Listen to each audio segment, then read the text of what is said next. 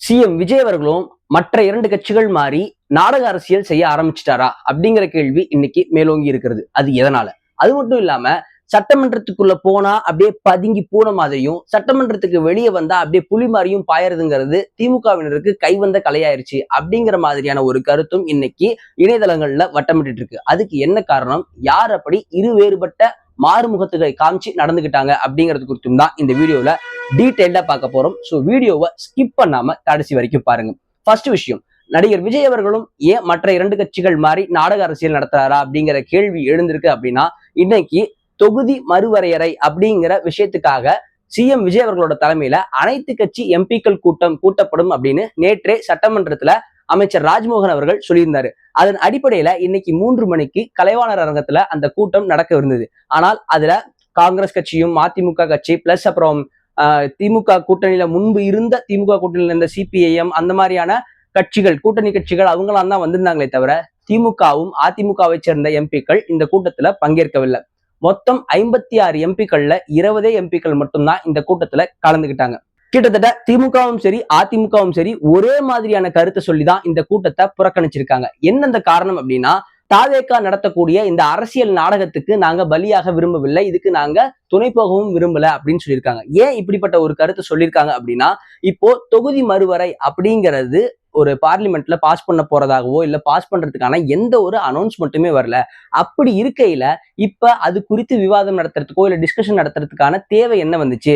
இது காவிரி பிரச்சனையும் அந்த மேகதாட்டு அணை பிரச்சனை குறித்தும் மடைமாற்றம் செய்யறதுக்கு டைவர்ஷன் செய்யறதுக்கான வேலைகளை அவங்க செஞ்சுக்கிட்டு இருக்காங்க. அதுக்கு நாங்க என்னைக்குமே துணை போக மாட்டோம் அப்படின்னு ஒரு விஷயத்த சொல்லியிருக்காங்க. அதிலும் குறிப்பிட்டு இன்னும் அழுத்தம் திருத்தமா திமுகவை சேர்ந்தவர்கள்லாம் என்ன சொல்றாங்க அப்படின்னா, நாங்க கடந்த சில நாட்களாகவே இந்த காவிரி பிரச்சனையை தீர்க்கறதுக்காக அனைத்து கட்சிகளையும் கூட்டி இது குறித்து விவாதம் செய்யணும், பிளஸ் விவசாய பெருமக்களையும் கூட்டி அவங்க கிட்டையும் கருத்துக்கள் கேட்கணும் அப்படின்னு சொல்லிட்டு இருக்கோம். ஆனா அதையெல்லாம் இவங்களால செய்ய முடியல. அதுல இருந்து திசை திருப்புறதுக்காக இப்போ ஒருவேளை நீங்க இந்த மாதிரி கூட்டமோ இல்ல அனைத்து கட்சி எம்பிக்கள் கூட்டமோ நடத்தணும்னா எப்ப நீங்க நடத்தணும்? பார்லிமெண்ட்ல இப்படி ஒரு பில் பாஸ் பண்ண போறோம் அப்படின்னு ஒரு நோட்டிபிகேஷன்ஸ் வரணும். எம்பிஸ் ஆன எங்களுக்கே இன்னும் எந்த ஒரு நோட்டிபிகேஷனும் வரல. அப்படி இருக்கையில நீங்க ஏன் இதை இப்ப முன்னெடுக்கிறீங்க? வழக்கம் போல டைவர்ஷன் பாலிடிக்ஸ் பண்றதுக்கான வேலைகள் தானே இது அப்படின்னு கனிமொழி அவர்கள் ரொம்ப காட்டமாவே பதில் சொல்லியிருக்காங்க. இது குறித்து மக்கள் நீங்க என்ன நினைக்கிறீங்க? இவங்க சொல்றதுல நியாயம் இருக்குன்னு நினைக்கிறீங்களா? இல்லப்பா வழக்கம் போல இவங்க தாவேகா ஆட்சியை குறை சொல்லணும்னு சொல்லிட்டு இருக்காங்கன்னு நினைக்கிறீங்களா? இது ஒரு பக்கமா. இப்போ காங்கிரஸோட இப்போ பிரசன்ட்ல தலைவராக இருக்கக்கூடிய மாணிக்கம் தாக்கூர் அவர்கள் அந்த கூட்டம்லாம் முடிஞ்சு வெளியே வந்ததுக்கு அப்புறம் அவர் என்ன சொல்லியிருக்காரு அப்படின்னா, இந்த கூட்டத்துல பங்கேற்காதவர்கள்லாம் தமிழர் இனத்துக்கும் தமிழர் நலனுக்கும் விரோதிகள் அப்படிங்கிற மாதிரியான ஒரு வார்த்தையை பதிவு பண்ணியிருக்காரு. இது அரசியல் எல்லாம் தாண்டி தமிழ்நாட்டு மாநிலத்தின் நலன் சார்ந்த விஷயங்கள். இதுல நீங்க அரசியல் கட்சின்னு பாகுபாடு காட்டிட்டு தமிழக மக்கள் இதை கவனிச்சுக்கிட்டு தான் இருக்காங்க அப்படிங்கிற மாதிரியும் ஒரு தகவல் சொல்லியிருக்காரு. இப்ப இந்த 3 விஷயங்களையும் மக்கள் நீங்க கேட்டதை வச்சு என்ன நினைக்கிறீங்க? இந்த அனைத்து கட்சி கூட்டத்துல திமுக அதிமுகவை சேர்ந்த எம்பிக்கள் பங்கேற்று இருக்கணும்னு நினைக்கிறீங்களா? இல்ல திமுகவும் அதிமுகவும் சொல்வது போல இந்த காவிரி மற்றும் மேகதாடு பிரச்சனையை திசை திருப்புவதற்காக பிளஸ் காங்கிரஸ்க்கு ஒரு லைட் கொடுக்கணும் அப்படிங்கிறதுக்காக தாவேகா முன்னெடுத்திருக்கக்கூடிய நாடகம் தான் இந்த அனைத்து கட்சி எம்பிக்கள் கூட்டம் அப்படின்னு நீங்க நினைக்கிறீங்களா? மக்கள் இது குறித்து என்ன நினைக்கிறீங்க அப்படிங்கிறத மறக்காம கமெண்ட் செக்ஷன்ல பதிவு பண்ணுங்க. அடுத்த டாபிக், அதாவது சட்டமன்றத்துல பூனையாகவும் வெளியே பிரஸ் முன்னாடி புலியாகவும் ஒரு சிலர் நடந்துக்கிறாங்கன்னு சொல்லியிருந்தோம் இல்லையா? அது வேற யாருமே இல்லைங்க. சமீபத்துல கொஞ்ச நாளைக்கு முன்னாடி சட்டமன்றத்துல சிஎம்மோட எலும்பு உடைப்பன்னு சொல்லி பேசி சர்ச்சையாகி கைது செய்யப்பட்ட விளாத்திக்குளம் எம்எல்ஏ மார்கண்டேயன் அவர்கள் தாங்க. கைதெல்லாம் செஞ்சு கொஞ்சம் ரிலீஸ் எல்லாம் ஜாமீன் எல்லாம் வந்ததுக்கு அப்புறம் இன்னைக்கு நேற்று சட்டமன்ற நிகழ்ச்சியில பங்கேற்க வந்திருந்தாரு. அப்படி சட்டமன்ற நிகழ்ச்சியில பங்கேற்றுக்கிட்டு அவருக்கு கிடைச்ச நேரத்துல பேசும்போது பாரதிதாசனோட வரிகள் எல்லாம் சொல்லி முடிச்சுட்டு, நான் ஜெயில இருக்கும்போது எதிர்கட்சி தலைவரான உதயநிதி ஸ்டாலின் அவர்கள் இருந்தாலும் நீங்க அப்படி பேசியிருக்க கூடாது அப்படின்னு எனக்கு அறிவுரை சொன்னாரு. கனிமொழி அவர்களும் என்னதான் சிஎம் அவர்கள் சொல்லி பேசியிருந்தாலும் அவருக்கு நீங்க நாகரிகமான முறையில தான் நீங்க பதிலடி கொடுத்திருக்கணும், இல்ல பதில் சொல்லி இருக்கணும் அப்படிங்கிற மாதிரி கனிமொழி அவர்களும் எனக்கு அறிவுரை சொன்னாங்க. எங்கள் கட்சியின் முதன்மை செயலாளரும் கொறடாவுமான KN நேரு அவர்களும் அவ்வாறே வலியுறுத்தினாங்க. அதாவது எங்க கட்சியினுடைய மாட்சிமை எப்படி இருக்கு அப்படிங்கிறத விளக்கறதுக்காக தான் இந்த குறிப்புகளை நான் சொன்னேன். நான் சட்டமன்ற கதவுகளை இழுத்து பூட்டிடுவேன்னு சொன்னதோட கோவத்துல வெளிப்பாடுல வார்த்தைகளை அவையில் இருக்கிறவங்க மறந்துடணும் அப்படின்னு பேசினாரு. அதாவது அப்பையும் தனது பேசுனது தப்பு தவறு அப்படின்னு ஒத்துக்கிட்டு மன்னிப்பு கேட்கல, மறந்துடணும் அப்படின்னு சட்டமன்றத்துல அவர் பேசினாரு. ஈட்டியே இதயத்தில் பாய்ந்தாலும் அதை எடுத்து விட்டு ஓடுகிற வல்லரசுக்கு சொந்தக்காரர் உதயநிதி ஸ்டாலின் என்னை சிறைச்சாலைகளை பாளையங்கோட்டைகளை பார்க்கிற போது நீங்கள் முதலமைச்சரை இந்த அளவுக்கு பேசியிருக்க வேண்டாம் என்பது தான் சொன்னார். எங்களுடைய நாடாளுமன்ற உறுப்பினர் திருமிகு கனிமொழி கருணாநிதி அவர்களும் எவ்வளவுதான் இருந்தாலும் கூட முதலமைச்சர் பேசியிருந்தால் அதற்கு நாம் அறிவுபூர்வமாக பதில் சொல்ல வேண்டும், தடிமனான வார்த்தைகளை பேசியிருக்க வேண்டும் என்றுதான் சொன்னார். எங்களுடைய முதன்மை செயலாளர் நேரு அவர்களும் எங்களுடைய கொறடா வேலு ஐயா அவர்களும் கூட நாம் பண்பட்ட அரசியல் இயக்கத்தை சேர்ந்தவர்கள் என்பதுதான் சொன்னார்களே என்பதை எங்களுடைய தலைவர்கள் எவ்வளவு மாட்சிமைக்குரியவர்கள் என்பதை இந்த அவையிலே நான் பதிய வைக்க விரும்புகிறேன்.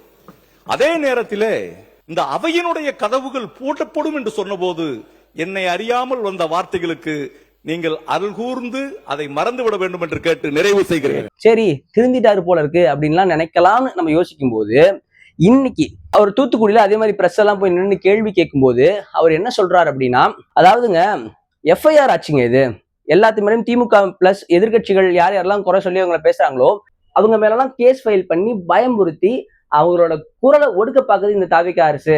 நாங்கள் எல்லாத்தையும் குறித்து வைத்துக் கொண்டேதான் இருக்கிறோம், விரைவில் அதனை சமன் செய்வோம் அப்படின்லாம் பேசுறாரு. அதாவது நோட் பண்ணிட்டு தான் இருக்கோம், சீக்கிரமா பதிலடி கொடுப்போம் அப்படிங்கிற மாதிரியான தொழில தான் திரும்பவும் பேசுறாரு. ஃபுல்லா குறைஞ்சு போயிருக்கு, பயப்படுறாங்க. தொழில் பண்ணவர்களையும் பிடிச்சி எஃப்ஐஆர் போட்டுருவாங்களான்னு சொல்லி பயப்படுறாங்க. அவ்வளோதான். எஃப்ஐஆர் கவர்மெண்ட் எல்லாம் குறித்து வச்சுக்கிட்டே வர்றோம். கணக்கை வேகமாக சமன் பண்ணுவோம். நாங்கள் நியாயம் இல்லாத திமுக ஆட்சி 5 வருஷம் நடந்துச்சு. எத்தனை எம்எல்ஏக்களை கைது பண்ணியிருக்காங்க? அதிமுகக்காரர் எங்களை பேசாத பேச்சா பேசிட போகிறாங்க, இல்லை மற்ற கட்சிக்காரர்கள்லாம் இது வரைக்கும் எதுவும் பேசாததாக பேச போகிறாங்க. இந்த கைதுன்னு சொல்கிறது, எம்எல்ஏ கைது பண்ணுறது, எம்பியை கைது பண்ணுறது அப்படின்னு சொல்கிறது ஒரு தட்டன் பண்ணுற மாதிரி இருக்குது. அப்ப இவர் என்னத்தை தான் புரிஞ்சுக்கிட்டாரு, என்னத்தை தான் தெரிஞ்சுக்கிட்டாரு அப்படிங்கிறது தெரியல அப்படிங்கிற மாதிரி தான் இருக்கு. இது குறித்தும் மக்கள் என்ன நினைக்கிறீங்க? இவங்களுக்கு வேலையே இதுதாங்க, நேருக்கு நேர் ஆளை பார்த்தா ஒன்றும் பேச மாட்டாங்க. இதே அப்புறமேட்டு போய் பிரஸுக்கு முன்னாடியோ இல்லை ஆள் இல்லாத ஸ்டேஜ்லயோ போய் பார்த்தீங்கன்னா அப்படியே இஷ்டத்துக்கு சவடால் அடிச்சு விடுவாங்க அப்படின்னு நினைக்கிறீங்களா? அது குறித்தும் மக்கள் என்ன நினைக்கிறீங்கன்றத மறக்காம கமெண்ட் செக்ஷன்ல பதிவு பண்ணுங்க. இப்போ இவரோட கைது அப்ப இவரோட மகன் ஒரு விஷயங்கள்லாம் பேசியிருந்தாரு. சரி பொருள் இது பண்ணணும், அப்புறமேட்டுக்கு சிஎம் சார் நீங்க தான் உங்க மகனோட இல்ல, நான் எங்க அப்பா கூட இருக்க விரும்புறேன் சார், அப்புறம் எனக்கும் இந்த விளாத்திக்குளம் மக்களுக்கும் நிறைய நல்லது செஞ்சிருக்காரு, அதனால அவரை எங்களோட இருக்க விடுங்க சார் அப்படின்லாம் அவர் பேசியிருந்தாரு. இத ஒரு ஃபன்னியான டோன்ல வேற ஒரு கான்செப்ட்ல ஒரு இமிடேட் பண்ணி பரிதாபங்கள் சேர்ந்த சேனல் உங்களுக்கு தெரியும், கோபி சுதாகர் அவர்கள் ஒரு வீடியோ போட்டிருந்தாங்க. இத அவங்களை காயப்படுத்துறதுக்கோ இல்ல அவங்களையே வருத்தப்பட செய்யற அளவுக்கோ முன்னாள் அமைச்சர்லாம் இந்த பர்டிகுலர் போர்ஷனை இந்த சேனல்ல இருந்து இவங்க இப்படி பண்ணுவாங்கன்னு நாங்க எதிர்பார்க்கல, இது உண்மையிலேயே வருத்தத்துக்குரிய செய்தி அப்படி இப்படின்லாம் சொல்லி பரிதாபங்கள் டீம் கோபி சுதாகரையே கில்ட்டாக வச்சு அவங்க அந்த பர்டிகுலர் போர்ஷனை மட்டும் கட் பண்ணி எடுக்கிற அளவுக்கு சில விஷயங்கள்லாம் பண்ணாங்க. அப்ப எல்லாருமே சரிப்பா, அப்பாவை கைது செஞ்ச பையனோட மனநிலையை புரிஞ்சுக்காம நீங்க இப்படிலாம் வீடியோ போடுறீங்களே அப்படிங்கிற மாதிரி இயல்பா எடுத்துக்கிட்டாங்க. கோபி சுதாகர் அவர்கள் வீடியோவை ரிமூவ் பண்ணதையும் பலரும் பாராட்டினாங்க. ஆனா இன்னைக்கு அந்த தனியார் தொலைக்காட்சிக்கு அந்த பையன் ஒரு பேட்டி கொடுத்திருக்கான். அவன் கேட்கும்போது, நான் பார்த்தேன், அவங்க என்ன ட்ரோல் பண்ணி போட்டிருந்தது, நானே ரசிச்சும் சிரிச்சேன், அது அவங்களோட உரிமை. எப்படி நான் பலரை விமர்சிக்கிறதுக்கு எனக்கு உரிமை இருக்கிறதோ அது மாதிரி அவர்களுக்கும் இந்த மாதிரியான விஷயங்களை ட்ரோல் செய்யறதுக்கோ இல்ல இமிடேட் செய்யறதுக்கோ உரிமை இருக்கு, அதை நான் ரசிச்சேன் அப்படின்னு அந்த பையன், அதாவது யாரெல்லாம் அப்பாவை கைது செய்திருக்கும் போது அவனோட மனநிலை எப்படி இருக்கும், அவனை போய் ட்ரோல் பண்றீங்களே அப்படின்லாம் சொல்லி ஒரு மாதிரி செங்க் அடிச்சுட்டு வந்தாங்களோ அவங்களுக்கு எல்லாமே பதிலடி கொடுக்குற மாதிரி நான் அதை ஒன்றும் பெருசாலாம் எடுத்துக்கலைங்க, நான் அதை என்ஜாய் தான் பண்ணேன் அப்படின்னு அந்த பையன் சொல்லிட்டு போயிட்டான். அப்போ அந்த முன்னாள் அமைச்சர்களாகட்டும் சரி, திமுக காரங்களாகட்டும் சரி, இந்த பையனை முன்னிலைப்படுத்தி இவங்க அரசியல் செஞ்சாங்களா? இது குறித்தும் மக்கள் என்ன நினைக்கிறீங்க அப்படிங்கிறத மறக்காம கமெண்ட் செக்ஷன்ல பதிவு பண்ணுங்க. இந்த மாதிரி நிறைய விஷயங்களை கம்பைல் பண்ணி வேற வேற பெர்ஸ்பெக்டிவ்ல உங்களுக்கு புரிய வைக்கிறதுக்கு முயற்சி பண்றேன். சொல்ற விஷயங்கள் கிளியரா தான் சொல்றேன், நீ சொல்றதெல்லாம் புரியதான்பா செய்யுது அப்படின்னு நீங்க நினைச்சீங்கன்னா மறக்காம ஒரு சப்ஸ்கிரைப் பண்ணி ஒரு லைக் பண்ணி உங்களோட சப்போர்ட்டை தெரிவிங்க, அது ரொம்பவே உதவியா இருக்கும். அது மட்டும் இல்லாம உங்க ஃப்ரெண்ட்ஸுக்கும் இந்த வீடியோவை பாருப்பா இப்படி எல்லாமும் நடக்குது அப்படின்னு சொல்லணும்னு நினைச்சீங்கன்னா அவங்களுக்கும் ஒரு ஷேரை பண்ணி விட்டு சப்போர்ட் பண்ணுங்க. அடுத்த வீடியோல வேற ஒரு இன்ட்ரெஸ்டிங்கான டாபிக்கோட உங்களை சந்திக்கிறேன். Until then, Tamil Selvan, Tamil views. Thank you.